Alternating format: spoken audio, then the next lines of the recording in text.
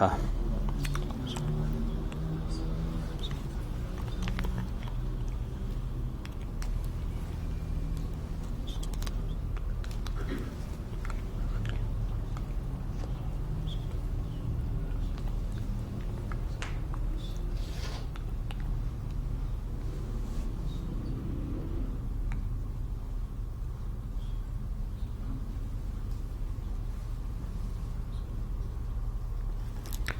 لا حول ولا قوة إلا بالله العلي العظيم من الشيطان اللعين الرجيم.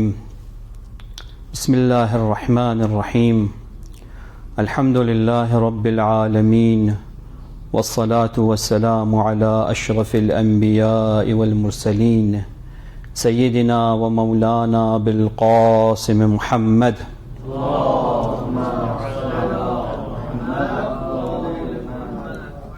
وعلى آله الطيبين الطاهرين، ولعن على أعدائهم أجمعين من يومنا هذا إلى قيام يوم الدين.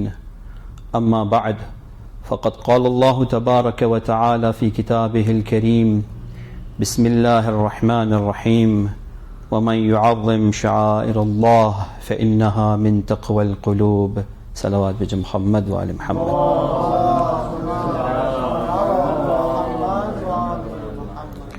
انہدام جنت البقیع کے مناسبت سے میں نے سورہ حج کی 32ویں آیت کو سرنامہ کلام قرار دیا ہے کہ جس کے ایک ایک لفظ پر توجہ کرنے سے وہابیت کے وہ تمام اعتراضات کا جواب اسی آیت سے دیا جا سکتا ہے جس کا بہانہ لے کر انہوں نے بقیع کے مزارات کو مسمار کیا.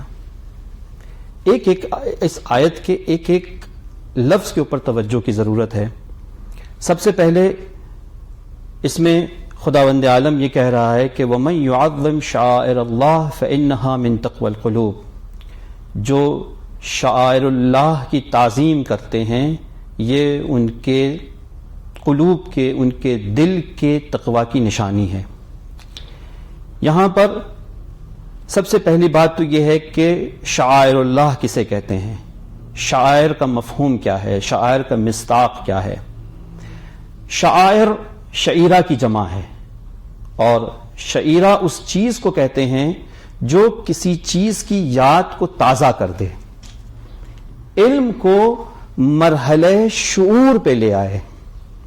دیکھیے، ایک مرتبہ علم تو ہوتا ہے مگر تحت الشعور میں چھپا ہوا، پنہاں علم ہے مگر غفلت کی دھول میں اٹا ہوا.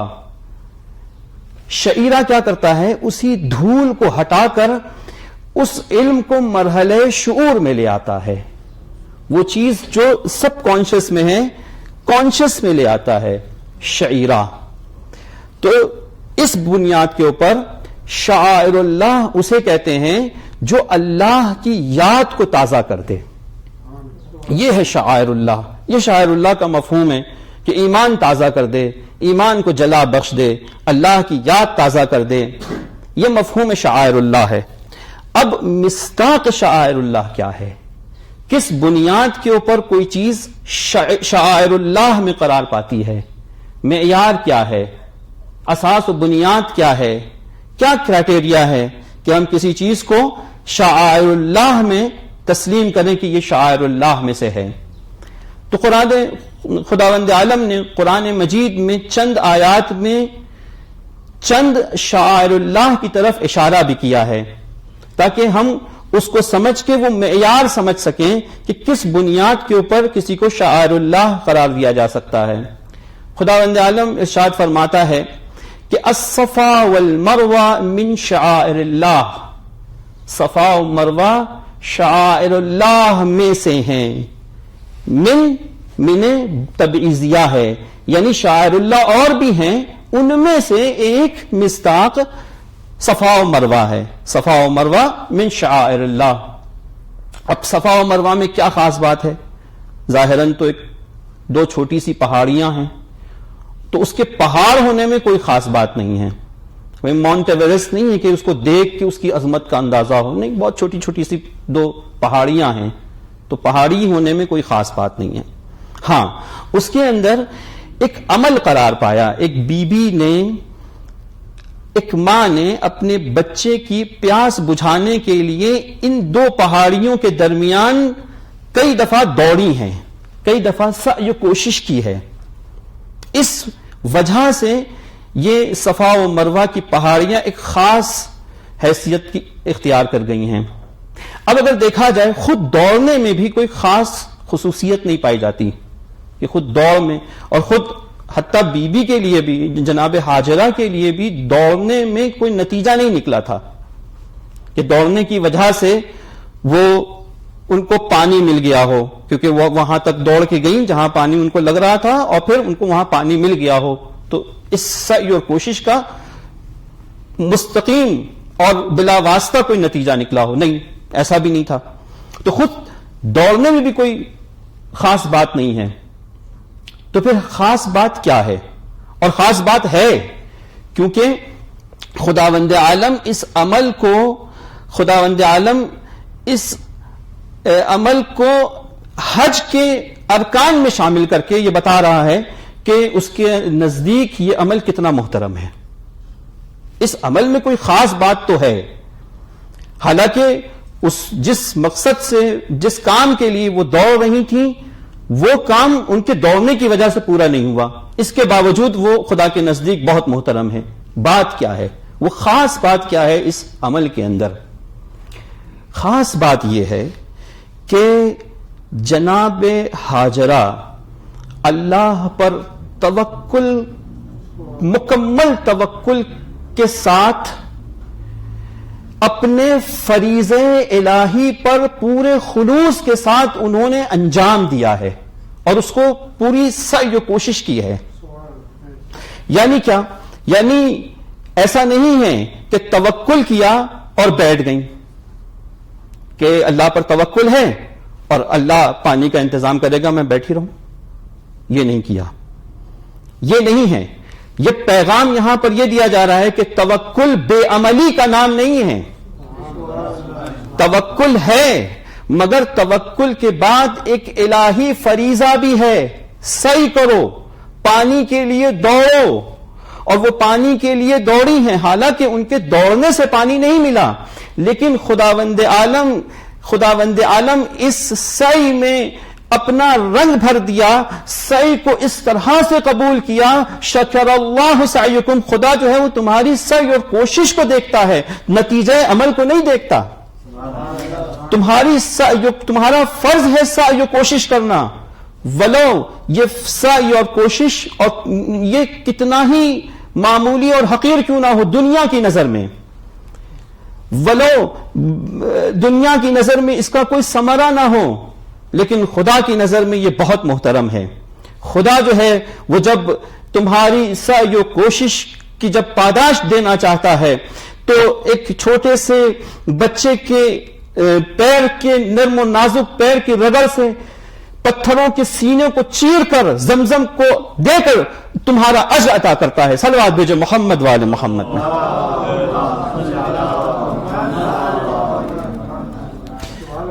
تو آپ دیکھیے کہ اس کے اندر خاص بات یہ ہے کہ یہ عمل ہمیں توکل کرنا سکھاتا ہے. یہ عمل سعی و کوشش کا پیغام دیتا ہے. یہ عمل فرض شناسی کا پیغام دیتا ہے. یہ عمل اخلاص عمل کا پیغام دیتا ہے. اسی لیے صفا و مروہ جو اس عمل کی یادگار ہے وہ شاعر اللہ میں سے قرار پا جاتی ہیں. تو صفا و مروہ شاعر اللہ میں سے ہے کہ اس کے اندر ایک بی بی نے، حالانکہ وہ نبی بھی نہیں تھی. اب نہ کہیے گا کہ نبی کا، غیر نبی کا عمل قابل تأسی نہیں ہے، بلکہ غیر نبی ہیں، خاتون ہیں، اور ان کا عمل ایسا قابل تأسی ہے کہ سعی صفا و مروہ کے بغیر حاجی کا حج مکمل نہیں ہے. تو اب خداوند عالم نے اس عمل کا کیا اجر دیا؟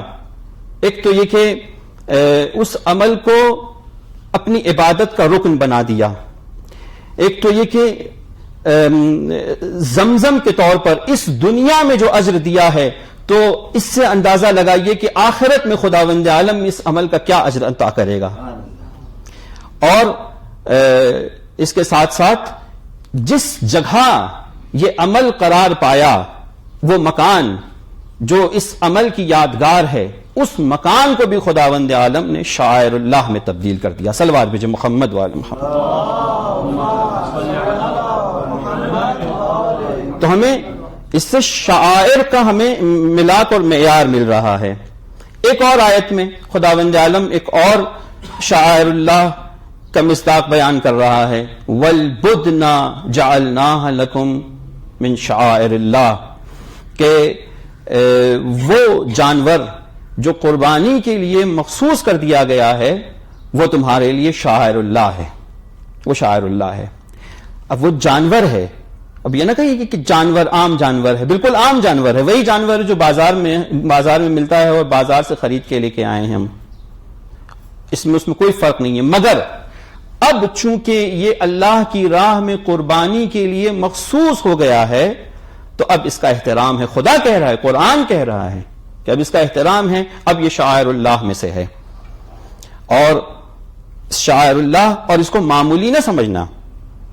خداوند عالم ایمان کا واسطہ دے کر ایمان والوں سے کہہ رہا ہے کہ یا ایھا الذین آمنوا لا تحلوا شعائر اللہ. دیکھو ان شعائر خدا کو یہ مت کہنا جانور ہے, یہ مت کہنا کہ یہ پہاڑیاں ہیں, پتھروں کی پہاڑیاں ہیں. نہیں, یہ شعائر اللہ ہے اور ان کی تعظیم کرنا ہمارے اوپر ضروری ہے.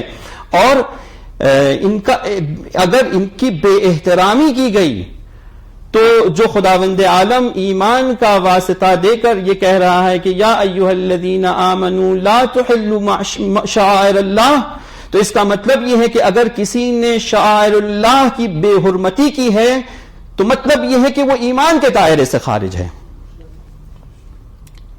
تو یہ ہے شعائر اللہ کا مقام, شعائر اللہ کی منزلت, کہ جو چیز بھی خدا کی یاد کو تازہ کرے, خدا سے ہمیں وصل کرے, وہ شاعر اللہ میں سے ہے. اور شاعر اللہ کی تعظیم کا ہمیں حکم ہوا ہے کہ وَمَن يُعَظِّمْ شَعَائِرَ اللَّهِ فَإِنَّهَا مِن تَقْوَى الْقُلُوبِ. ایک بات اور کہ یہاں پر تعظیم کا حکم ہے, اور ہم جو کچھ کرتے ہیں وہ تعظیم کرتے ہیں, شاعر اللہ کی تعظیم کرتے ہیں, عبادت نہیں کرتے. اسی آیت سے سارے نکات عرض کر رہا ہوں, اسی چھوٹی سی آیت. اور وہ جو وہابیت کے اعتراضات ہیں ان اعتراضات کا جواب دینے کی کوشش کر رہا ہوں اسی آیت سے کہ وَمَن يُعَظِّمْ شَعَائِرَ اللَّهِ, تعظیم کو کہا گیا ہے, عبادت کو نہیں کہا گیا ہے. تو یہ جو ہم زیارت قبور کو جاتے ہیں, زیارت کرنے کے لیے جاتے ہیں, ائمہ اطہار کی زیارت کے لیے جاتے ہیں, ان سے توسل, ان سے تبرک, یہ سب کا سب تعظیم شعائر اللہ ہے, عبادت نہیں ہے. ورنہ ہم عبادت تو خدا کی کرتے ہیں. تقریباً ہر زیارت کے بعد, خصوصاً ائمہ اطہار کی زیارت کے بعد ہم نماز پڑھتے ہیں, اور نماز میں اپنے سجدے کو, اپنی جبین کو خدا کے حضور میں رکھ کے کہتے ہیں کہ خدایا تیرے لیے سجدہ کر رہے ہیں اور تو لائق سجدہ ہے. ایک مرتبہ صلوات بھیجے محمد وآل محمد.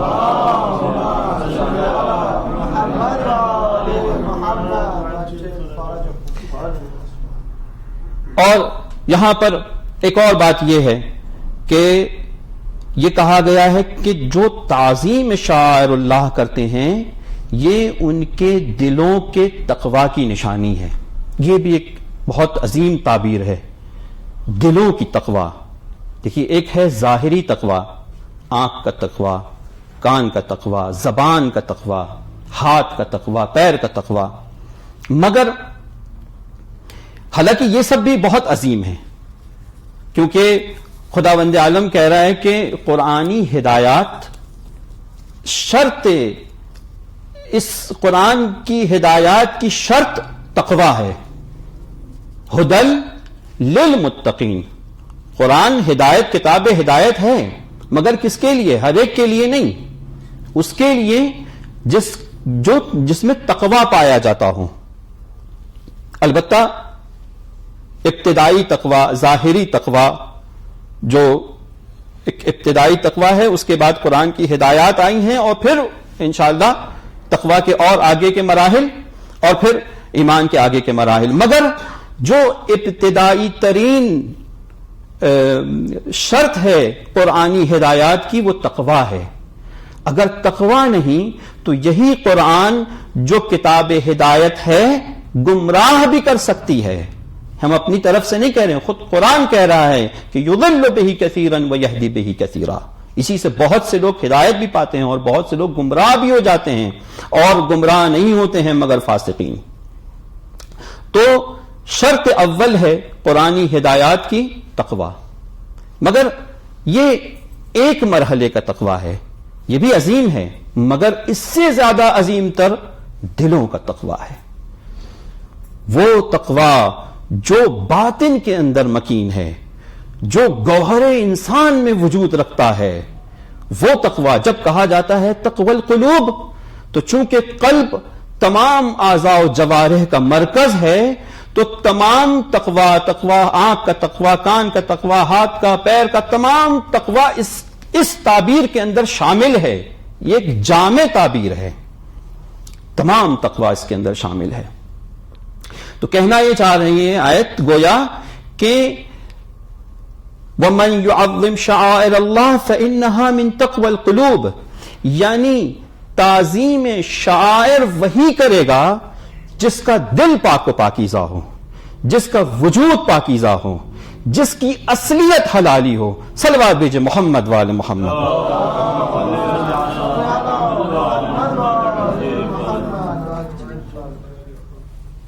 بہرحال اب عرائض ہم نے بیان کر دیے باتوں کو سمیٹتے ہوئے کہ یہ سب باتیں جو ہم عرض کر رہے ہیں، ایسا نہیں ہے کہ ہم وہابیت کو یہ ہم صفائی دینا چاہیں، اس لیے کہ وہابیت کوئی اسلام کا چہرہ نہیں ہے کہ جس کے لیے ہم اپنے آپ کو جسٹیفائی کریں، اپنے آپ کو ہم ان کے صفائی دیں کہ نہیں ہم بھی جو ہیں وہ اسلامی تعلیمات کے ساتھ ہیں اور ہم الگ نہیں ہیں. جیسا کہ تم توحید کی باتیں کر رہے ہو تو ہم بھی جو ہے وہ توحید ہی کی باتیں کر رہے ہیں. نہیں، یہ باتیں وہابیت کے لیے نہیں ہیں. یہ باتیں کہنا بھی ضروری ہے اس لیے کہ جو وہابیت کے اعتراضات ہیں اور جو شبہات ہیں دوسروں کی ذہنوں میں، ان کا جواب دیا جا سکے اور ان کے ذہنوں کو ان شبہات سے صاف کیا جا سکے، اس کی آلودگیوں سے پاک کیا جا سکے، ان کو ظلمتوں سے نور کی طرف ہدایت دی جا سکے. ورنہ خود وہابیت تو مسلم ہے کہ یہ دشمن اسلام ہیں، یہ اسلامی چہرہ نہیں ہے، بلکہ وہابیت عالم اسلام کے اندر یہودیت ہے. یہودیت اور وہابیت دونوں ایک سکے کا دو رخ ہے. یہ پہلے بہت سے لوگوں کو یہ واضح نہیں ہوتا تھا، کیونکہ بہت سے ظاہر عناوین خادم حرمین شریفین اور اتنے بڑے بڑے حفاظ اور توحید کا جو نعرہ وہ لگاتے ہیں، ان سب کے پیچھے ان کی اصلیت چھپ جاتی تھی. اب جو مسٹر ہیمفرے کے اعترافات جنہوں نے پڑھے ہیں ان کو تفصیل سے پتا ہے کہ نہیں، ان کی اصلیت کچھ اور ہے.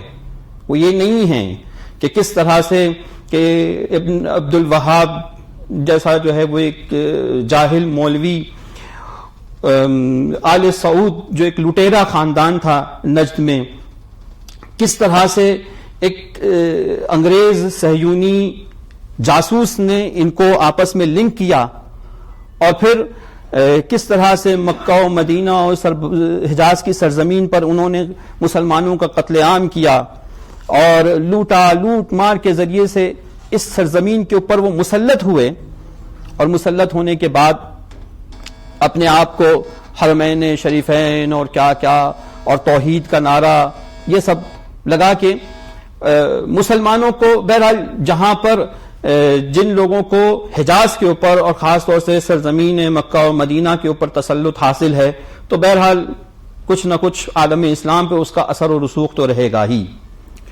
خاص طور سے کہ مسلمانوں میں اتنی بصیرت نہیں ہے کہ اس بات کو سمجھ سکیں کہ ان کی اصلیت کیا ہے، لیکن الحمدللہ اب بہت سی چیزیں واضح ہو گئی ہیں.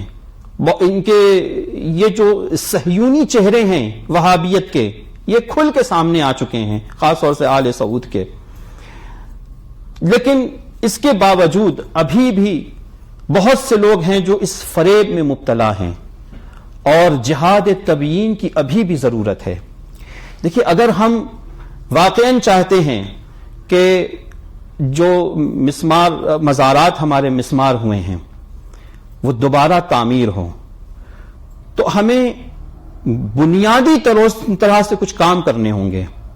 جب تک کہ ہم وہ بنیادی کام نہیں کریں گے، اور یہ پیغام ہے ہمارا کہ ہمیں کیا کرنا چاہیے ایسے موقع پر، کس خاص وظائف کی طرف ہمیں توجہ رکھنے کی ضرورت ہے اور اس کے اوپر عمل پیرا ہونے کی ضرورت ہے.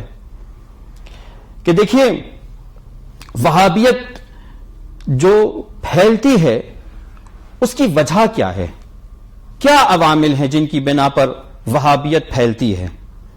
اگر ہم ان عوامل کو صحیح سے سمجھ لیں تو ہم وہابیت کے پھیلنے کے عمل کو روک سکتے ہیں. اور اگر وہابیت کے پھیلنے کے عمل کو ہم نے روک لیا تو پھر جس طرح سے جب انہوں نے مزارات کو مسمار کیا، ائمہ اطہار بقی کو مسمار کیا، ان کا ٹارگٹ خود پیغمبر اسلام کے مزار کو بھی ڈھانا تھا.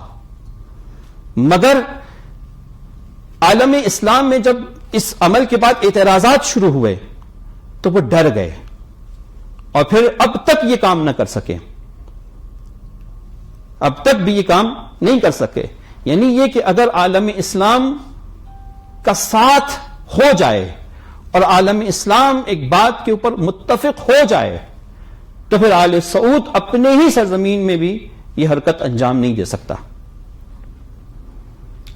دیکھیے، سب سے پہلی بات تو یہ ہے کہ آل سعود کیوں، ان کا مقصد کیا ہے، اصل مقصد کیا ہے، اور پھر ہم اس کے اوپر بھی آئیں گے کہ کیسے وہ پھیلتا ہے. اصل مقصد کیا ہے، اگر ہم اس کو تبیین کر لیں تو یہ بھی ہمارا ایک بہت اہم فریضہ ہوگا کہ ہم لوگوں کو اس کی تبیین کریں کہ اس کا اصل مقصد یہ ہے کہ یہودیت، صہیونیت اور اسلام دشمن طاقتیں، انہوں نے جب دیکھا کہ اسلام جو پھیل رہا ہے اور اسلام کا جو اصل چہرہ ہے، اصل حقیقی چہرہ جس کی بنیاد کے اوپر لوگ اسلام کو دل سے لگا رہے ہیں، اسلام جو ہے وہ سمٹ کر اسلام کی طرف آ رہے ہیں. کیونکہ اسلام میں جو خاص بات ہے، ایک مرتبہ صلوات بھیجیں محمد والے.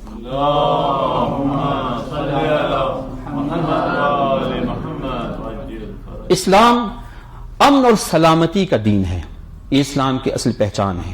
اسلام امن و سلامتی کا دین ہے. اسلام علم و معرفت کا دین ہے. اسلام عقل و استدلال و منطق کا دین ہے. اسلام اخلاق کا دین ہے. اسلام فطرت کا دین ہے. اسلام محبت کا دین ہے. اسلام رحمت کا دین ہے، جس کی بنا پر لوگ سمٹ کے اسلام کے دامن میں آ رہے ہیں اور اسلام کو دل سے لگا رہے ہیں.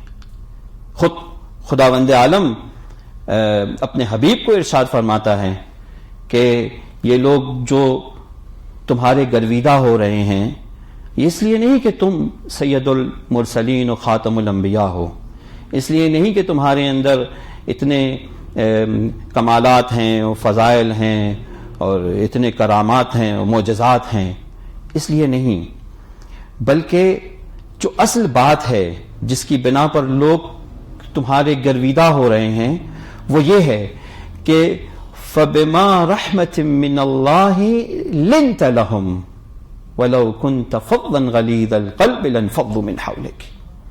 یعنی پیغمبر کے پاس حالانکہ قرآن جیسا معجزہ ہے، شق القمر جیسا معجزہ ہے، کنکریاں ان کے ہاتھوں کے اوپر کلمہ پڑھتی ہیں، شجر آ کے ان کا کلمہ پڑھتے ہیں، ان سب کے باوجود لوگ ان سب چیزوں کی وجہ سے پیغمبر کے گرویدہ نہیں ہو رہے ہیں، بلکہ یہ اللہ کی رحمت کی بنا پر تمہارا دل جو ان کے لیے نرم ہے اس لیے لوگ تمہارے گرویدہ ہو رہے ہیں، کہ اگر تم کٹھور دل کے ہوتے، سخت دل کے ہوتے تو یہی لوگ تم سے بھاگ جاتے۔ تو اصل جو اسلام کی پہچان ہے وہ دین رحمت ہے، رسول اللہ کی جو عام پہچان ہے رحمت للعالمین ہے۔ اب دیکھیے وہابیت جو ہے اس کا کام ہی یہی ہے، اس کا مقصد یہی ہے کہ جو اسلام کی پہچان ہے بالکل اس کے برعکس اسلام کی پہچان بنا کر اور پورے دنیا میں متعارف کرائے تاکہ اسلام کی بدنامی ہو۔ ہر وہ چیز جو میں نے عرض کی کہ یہ پہچان ہے بالکل اس کا برعکس وہابیت کا عمل ہے، یہی کام ہے وہابیت کا، اصل مقصد اس کا یہی ہے، اسلام کو اس کے اندر سے، اس جڑ سے، اسلام کے اندر، اسلام کے نام سے جو ہے وہ لوگوں کو متنفر کرنا۔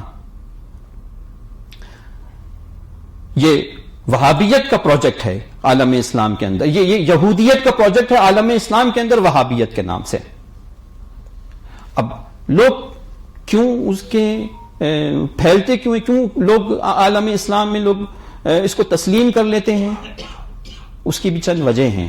سب سے بڑی وجہ جہل ہے، جہالت ہے، یعنی نہیں جانتے، خاص طور سے دین کے بارے میں جہالت ہے۔ توحید کسے کہتے ہیں، شرک کسے کہتے ہیں، نصاب توحید کیا ہے، نصاب شرک کیا ہے، معیار توحید کیا ہے، معیار شرک کیا ہے، نہیں پتا۔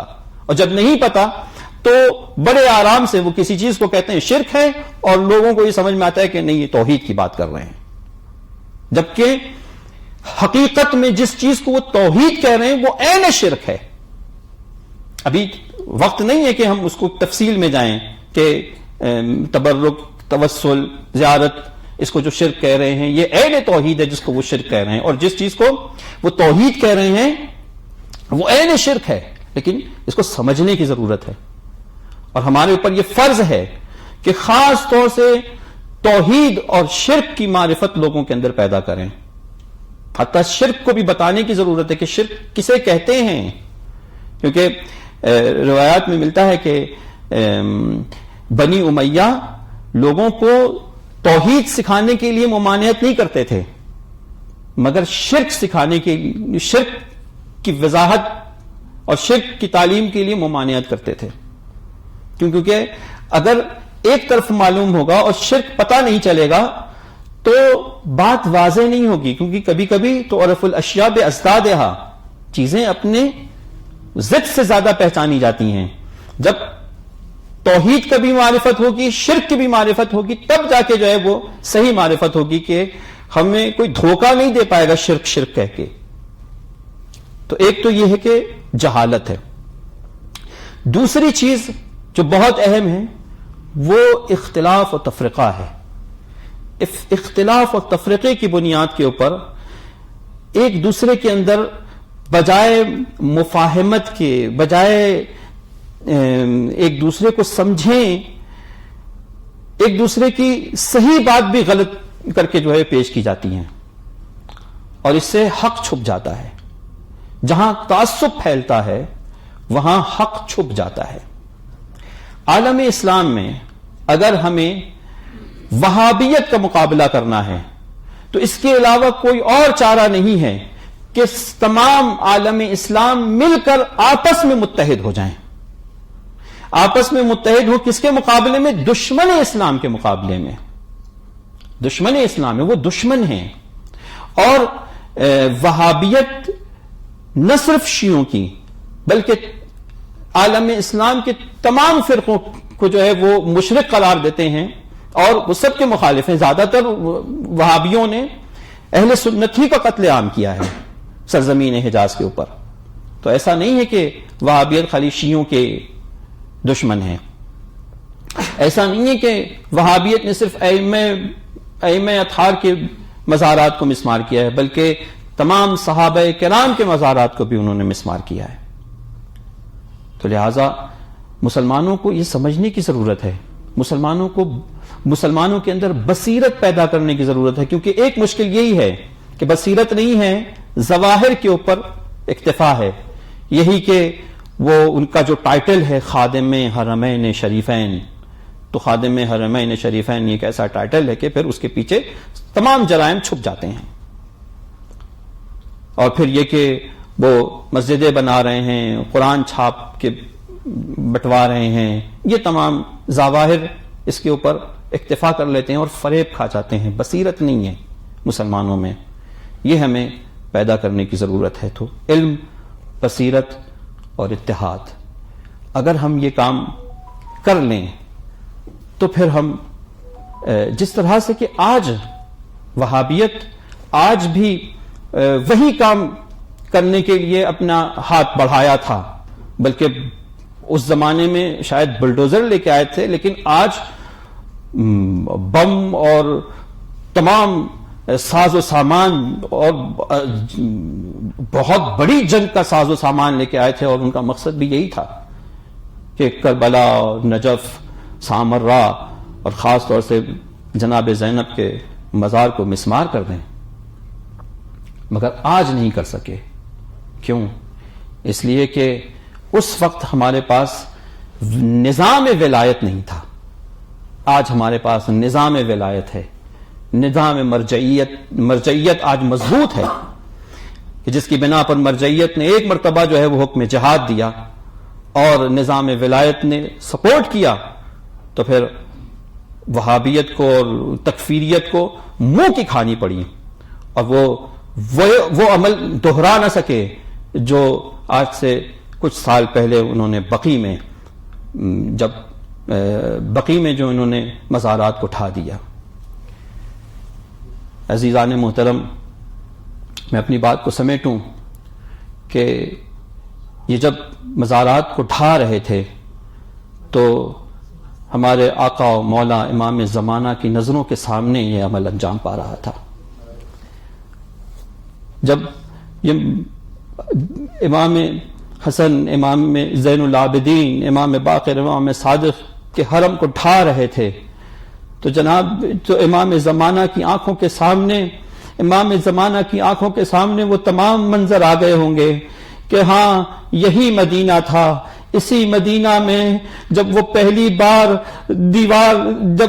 بار آگ اور لکڑی لے کر جناب سیدہ کی در کے اوپر آئے اور جناب سیدہ کے اوپر در و دیوار کو گرا دیا، اس وقت جناب امیر المومنین کی بھی وہی کیفیت ہوگی جو امام زمانہ کی کیفیت تھی. جناب امیر المومنین اپنی آنکھوں سے دیکھ رہے تھے کہ کس طرح سے جناب اس فاطمہ زہرا کے اوپر در و دیوار گرایا جا رہا ہے، کس طرح سے جناب فاطمہ کے اوپر مظالم ہو رہے ہیں. اے عزیزو، ایسے عالم میں جناب امیر المومنین بالکل بے کس و تنہا تھے.